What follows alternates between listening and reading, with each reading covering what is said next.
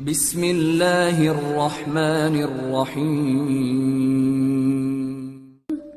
Nabi dan para sahabat belajar La ilaha illallah baru setelah 13 tahun di Madinah muncul ayat-ayat syariat.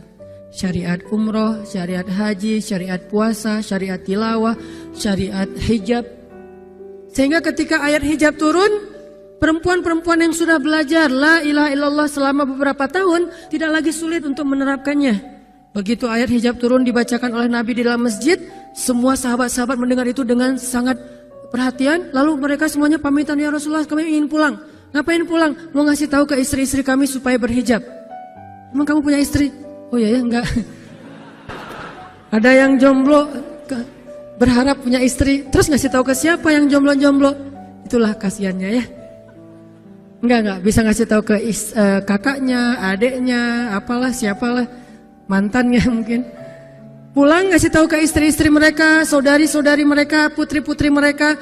Dan perempuan yang mendengar ayat ini dibacakan langsung menutup kepala mereka dengan benda apapun yang ada di tangannya. Mau jemuran, mau baskom, mau apa, pokoknya pegang apa, tutup langsung. Hijab. Kenapa? Ini perintah Allah. Gak mungkin Allah memerintahkan kita sesuatu kecuali ada kebaikan di dalamnya. Itu aja pertimbangannya. La ilaha illallah. Bukan kenapa? Kan lebih nyaman gak pakai hijab. Kan ini, kan itu. Enggak. Satu aja alasannya. Alasan la ilaha illallah. Kalau ini perintah Allah, sami'na wa ata'na. Itu dampak dari la ilaha illallah. Dikasih perintah sesulit apapun. Termasuk Zainab dengan Zaid bin Harisah. Pernah kan baca kisah Zainab di surat Al-Ahzab? Mungkin kapan-kapan kita bahas itu. Efek dari la ilaha illallah. Tiba-tiba Nabi datang kepada Zainab. Sebetulnya Zainab ini ada hati kepada Nabi Muhammad. Siapa sih yang gak punya hati untuk Rasulullah ya? Semua cewek juga pasti mengidam-idamkan pengen jadi istri Nabi. Karena otomatis istri Nabi itu adalah dijamin surga. Siapa yang gak pengen jadi istri Nabi? Di surga nanti punya rumah, satu rumah dengan Nabi. Kan keren banget. Kita bisa jadi tetangga Nabi aja di surga udah keren banget. Apalagi serumah dengan Nabi. Semua cewek juga pengen jadi istri Nabi, termasuk Zainab. Dan itu hal yang wajar. Pas Nabi datang ke rumah Zainab, Zainab udah kegeeran.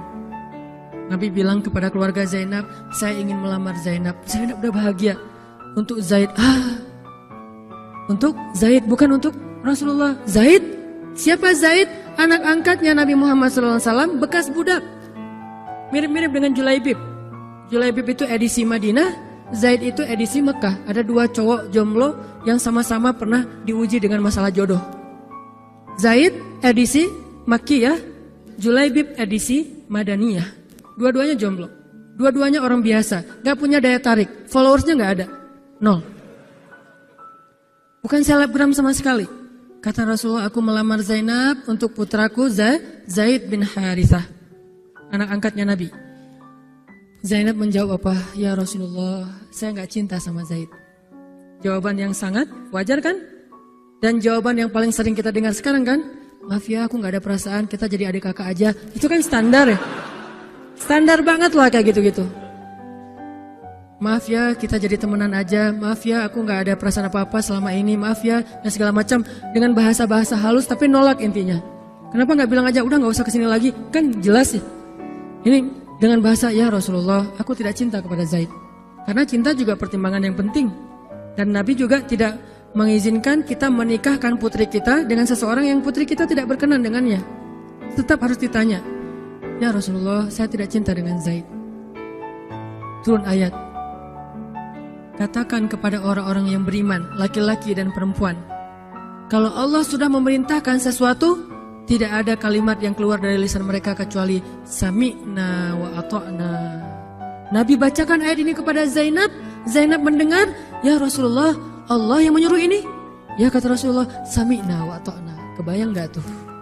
Efek dari apa? La ilaha illallah. Jadi la ilaha illallah itu bukan cuma kalimat zikir, bukan cuma kalimat doktrin ideologi, bukan cuma masalah teologi secara teoritis, bukan. Ini dampaknya kepada akhlak, dampaknya kepada ibadah, dampaknya kepada banyak pilihan hidup dari la ilaha illallah. Orang kalau nggak baik la ilaha illallah pasti susah memilih pilihan-pilihan dalam hidupnya. Kalau tidak baik la ilaha illallah pasti susah untuk berperangai, sabar, memaafkan. Itu semuanya ada hubungannya dengan la ilaha illallah. Sama kayak Abu Bakar ketika dia sakit hati kepada orang yang memfitnah anaknya. Dia cari tahu siapa orang yang pertama menyebar hoax tentang Aisyah. Ketahuan, dilaporin, diperkarakan sama Abu Bakar. Tiba-tiba turun ayat dari Allah. Janganlah orang yang memiliki kelebihan harta di antara kalian bersumpah untuk tidak lagi membantu saudaranya gara-gara sakit hati. Hendaklah dia berlapang dada dan memaafkan. Itu perintah Allah. Berlapang dada dan memaafkan. Terus konsekuensinya apa? Balasan janji Allah apa? Ala tuhibbuna ayyaghfirallahu lakum? Tidakkah kamu suka jika Allah memaafkan juga kesalahan-kesalahan kamu? Jadi deal-dealannya dengan Allah, bukan dengan makhluk. Enak aja saya maafin dia, untung di dia, rugi di saya. Enggak. Kalau kita transaksinya dengan makhluk, kita rugi. Tapi kalau kita transaksinya dengan Allah, kita untung. Libatkan Allah dalam urusan kita. Dan ini gak mungkin kita lakukan kalau gak baik. La ilaha illallahnya. Allah nawarin kepada Abu Bakar. Ala tuhibbuna ayyaghfirallahu lakum? Tadinya Abu Bakar kesel banget sama tuh cowok. Terus turun ayat ini, wal ya'fu wal yasfahu, hendaklah dia memaafkan dan berlapang dada. Abu Bakar berat. Tiba-tiba Allah katakan, ala tuhibbuna ayyaghfirallahu lakum? Bala ya Rabb. Kata Abu Bakar, tentu ya Allah, kalau gitu saya akan maafkan demi supaya Allah memaafkan kesalahan saya. La ilaha illallah. Zainab, sami'na wa ata'na. Ya udah, saya terima Zaid ya Rasulullah. Alhamdulillah. Datang Nabi ke Zaid, Zaid mau nggak nikah sama Zainab? Sebetulnya mau banget, tapi nggak pede. Zaid takut Zainab nanti jadi terpaksa menikah dengan Zaid, jadi nggak nyaman. Zaid juga nggak mau menyulitkan Zainab. Ya Rasulullah, saya nggak pantas untuk Zainab. Kata Zaid. Dibacakan lagi ayat ini. Ya Zaid, ini perintah Allah. Oh gitu ya Rasulullah. Sami'na wa ata'na. Buat Zaid sih gampang lah ya. Udah ada legalisasi ini dari Allah. Kalau gitu, ini bukan saya ya Rasulullah yang mau ya. Allah kan yang nyuruh. Nah, saya emang nggak mau maksa gitu ya. Tapi kalau Allah yang nyuruh, ya udah, apalagi saya nggak punya pilihan dong gitu. Padahal Zainab, siapa sih yang gak mau cowok sama Zainab? Nikahlah Zainab dengan Zaid. Dan yang menjadi semacam khutbah nikahnya adalah Rasulullah SAW. Kebayang gak Zainab tuh punya hati ke Rasul, tapi Rasul yang mengkhutbahi nikah Zainab dengan orang yang Zainab gak cintai. Kebayang gak perasaan Zainab tuh? Ketika akad nikah, Nabi jadi saksi. Saya terima, kata Zaid, nikahnya Zainab binti Jahsy dan segala macam. Zainab, kebayang gak ada Nabi di situ? Lalu setelah selesai akad nikah ditanya kepada Nabi, sah ya Rasulullah? Sah. Dan Nabi juga gak mau mempersulit. Gak sah. Kenapa? Harusnya sama saya. Enggak. Nabi orangnya fair. Nabi orangnya bijaksana. Orangnya dewasa. Gak kayak kita. Kita tuh bahaya banget jadi saksi kalau jadi mantan. Pasti gak sah. Dan Nabi gak gitu. Sah langsung di kali pertama. Kebayang Nabi memberi nasihat kepada Zainab, nasihat kepada Zaid. Zainab, aduh kenapa bukan Nabi, kenapa Zaid? Tapi apa? La ilaha illallah. Allah gak nyuruh sesuatu kecuali ada kebaikan di dalamnya. Percaya banget. Itu la ilaha illallah. Udah percaya banget. Zainab yakin, ini perintah Allah. Ya sudah, saya lakukan. Walaupun bukan dengan Nabi. Padahal saya pengennya dengan Nabi. Kebayang gak sih pengen sama seseorang yang kita cintai banget, malah orang itu yang menjodohkan kita dengan orang yang kita gak pernah kebayangin. Amit-amit.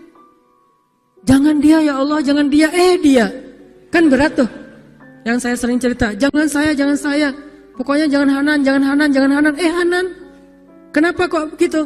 Karena dia bilang jangan saya bilang yang dia ya Allah. Akhirnya kita adu-aduan doa. Ya Ustadz, masa dilawan ya?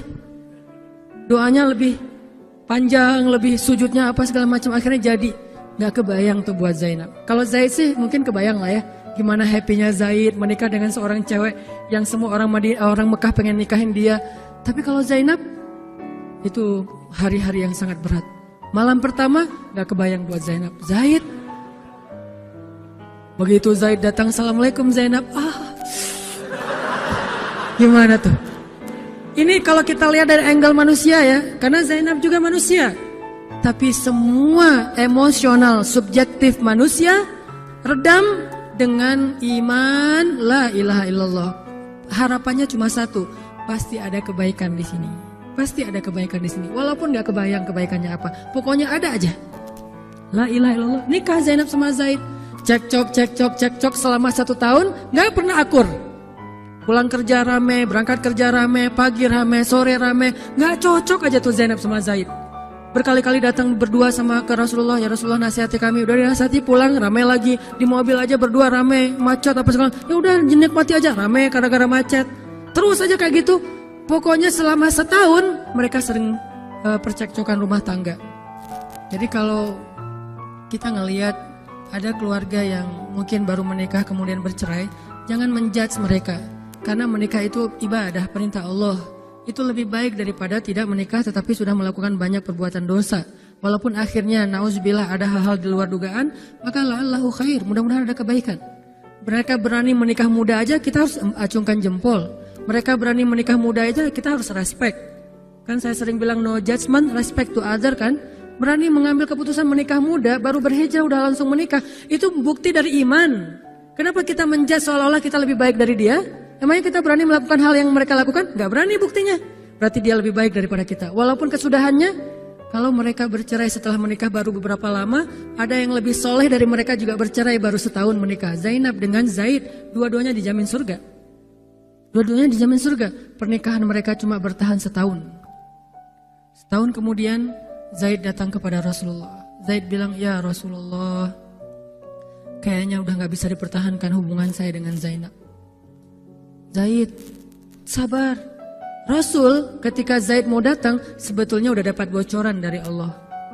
Allah udah ngejapri Rasulullah dalam bentuk ilham. Japrian Allah kan ilham ya. Japrian kita kan WA, itu juga habis kuota gak kebaca-baca. Kalau japrian Allah ke Rasul ilham. Ilhamnya apa? Kalau nanti Zaid datang, nanti baca di surat Al-Ahzab. Kalau nanti Zaid datang kepadamu meminta nasihat tentang Zainab, bilang kepada Zaid, ceraikan istrimu. Kalau udah diceraikan, nanti kamu nikahi Zainab. Ini perintahnya juga berat buat Nabi nih. Kebayang gak sih anak angkat kesayangan Nabi yang selama ini baik banget sama Nabi, tiba-tiba dia punya masalah dengan istrinya, disuruh cerain dengan niat kalau udah cerai nanti dia yang nikahin. Kan gak kebayang tuh buat Nabi. Ditambah lagi Nabi itu orangnya ra'afah banget, sangat gak enakan. Kita aja gak tega kayak gitu. Emang ada yang tega kayak gitu? Gak tega kan? Zainab mantan kita sih. Sekarang cowok itu datang ke kita, suaminya Zainab. Ustadz, gimana nih Zainab? Perlu saya pertahankan? Emang kalian dari awal udah gak cocok, cerai aja deh. Kenapa? Bentar lagi gue mau nikahin Zainab. Gak kebayang kan? Kok Ustadz ngomong kayak gitu? Dapat ilham. Berat kan? Nabi itu kayak gitu loh, kondisi emosional beliau yang zulzilu, terguncang. Gimana nih caranya? Saya nggak enak banget, nggak tega banget sama Zaid. Kebayang wajah Zaid polos gitu. Ya Rasul gimana nih? Aduh, mau dibilangin ceraikan aja nggak tega. Mau dibilang pertahan tapi Nabi bilang suruh cerai, Allah suruh ceraikan. Akhirnya Nabi memilih emosionalnya, bukan perintah Allah. Wahai Zaid, tahan istrimu, jangan ceraikan. Padahal kata Allah suruh ceraikan. Lihat beratnya Nabi waktu itu. Akhirnya Zaid pulang, gitu ya Rasul. Ya pulanglah Zaid, Nabi gak enak banget sama Allah. Terus akhirnya Zaid sampai ke rumah, namanya Allah yang nyuruh kan gak bisa dirubah ya. Kun fayakun, cerai juga tuh walaupun Nabi bilang sudah bertahan. Allah marah kepada Nabi. Kata Allah, kamu merasa gak enak kepada manusia, tapi kamu merasa enak kepada saya. Diadu oleh Allah tuh coba, emosional. Nabi langsung sujud, ya Allah ampuni saya benar-benar, saya tahu saya gak enak sama Allah, tapi juga saya gak tega sama Zaid. Kebayang gak sih ya Allah wajah Zaid yang polos kayak gitu, disuruh cerain terus saya nikahin istrinya. Gimana perasaan Zaid? Wahai Muhammad, kamu merasa gak enak kepada manusia, tapi enak kepada saya Muhammad. Astagfirullah ya Allah, minta ampun Nabi semalaman. Ini benar-benar gak kebayang sama Nabi. Tapi Allah pengertian lah, tahu Allah, Nabi itu bukan mau gak taat sama Allah, cuma emang gak tega banget sama Zaid. Akhirnya Allah ngambil keputusan sendiri, Zaid cerai dengan Zainab. Setelah selesai masa iddah Zainab, Allah katakan, Muhammad sekarang datang kepada Zainab, lamar Zainab. Dengan berat hati Nabi, tok pelan gitu, berharap gak dibukain pintu. Langsung udah ditunggu ternyata sama Zainab. Eng gitu, bukain pintu. Pas Nabi datang, Assalamualaikum, Waalaikumsalam gitu. Zainab udah punya firasat. Nabi mengatakan, Zainab, ada perintah dari Allah. Apa ya Rasulullah? Sami'na wa ata'na. Belum juga dikasih tahu. Sami'na. Allah menyuruh saya untuk melamar kamu Zainab. Untuk siapa ya Rasulullah? Curiga kan? Jangan-jangan orang lain lagi nih. Untuk siapa ya Rasulullah? Untuk saya. Masya Allah gitu. Cuman Zainab kan gengsi gitu lah. Masa cewek harus teriak-teriak gitu kan ya? Oh gitu. Padahal masuk ke dalam kamar. Wah gitu ya. Gigit jari apa, gaya-gaya cewek lah ya. Oh gitu, ntar ya saya pikir-pikir dulu. Saya istiqoroh dulu, Nabi diistiqorohin. udah diterima, sami'na wa ata'na. Dan inilah khair, kebaikan yang diharapkan oleh Zainab. Walaupun gak pernah terbayang, gak mungkin dong Zainab berpikir akan cerai setelah setahun kan. Tapi dia hanya yakin Allah tuh gak mungkin nyuruh sesuatu yang gak ada kebaikannya buat kita. Gak mungkin, mustahil. Karena Allah gak pernah zalim kepada hambanya. Kenapa Allah kok muter-muter dulu kayak gitu? Allah pengen lihat Zainab itu menikahi Muhammad karena Allah atau karena dirinya sendiri. Kalau karena Allah, coba yang selain Muhammad berani gak? Ternyata berani.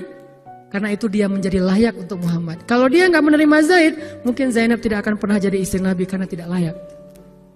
La'allahu khair. Ini buah dari la ilaha illallah.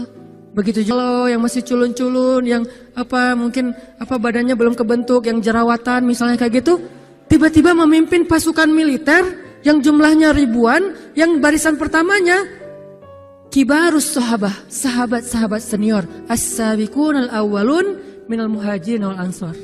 Termasuk siapa di dalamnya? Abu Bakar dan Umar. Kebayang gak tuh? Memimpin pasukan yang di belakangnya itu Abu Bakar dan Umar. Maju, Abu Bakar dan Umar, ya, maju. Usama, kebayang Usama yang nyuruh. Abu Bakar, segaya. Umar maju. Zaid, anaknya Zaid. Tapi tidak ada yang bisa membantah. Kenapa? Itu wasiat Nabi sebelum wafat. Aku perintahkan kalian untuk dipimpin oleh Usamah bin Zaid. Karena dia adalah anak muda yang luar biasa. Itu hadiah Allah untuk Zaid. Karena dulu mau menikahi Zainab walaupun hatinya sebetulnya tidak mau. La'allahu khair, la ilaha illallah. Masing-masing dikasih kebaikan dengan cara-cara yang berbeda.